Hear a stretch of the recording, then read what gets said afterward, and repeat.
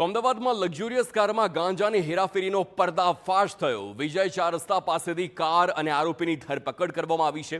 એસઓજીએ 69 લાખનો 1 કિલો અને 900 ગ્રામ હાઇબ્રિડ ગાંજો જપ્ત કર્યો। એસઓજીએ આરોપીને ઝડપીને વધુ તપાસ પણ હાથ ધરી છે। તો જે ગાંજો ઝડપાયો છે વિજય 4 રસ્તા પાસેથી 69 લાખ ગાંજો, 1 કિલો અને 900 ગ્રામ હાઇબ્રિડ ગાંજો ઝડપાયો છે અને કાર સાથે આરોપીની ધરપકડ કરવામાં આવી।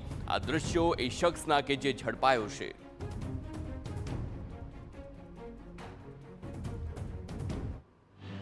જે મર્સિડીઝ કાર હતી તેમાંથી કુલ 1 કિલો અને 975 ગ્રામ જેટલો હાઇબ્રિડ ગાંજો મળી આવેલ, તેમજ કાર અને મોબાઈલ સહિત કુલ 79,67,500નો મુદ્દામાલ કબજે કરવામાં આવેલ છે।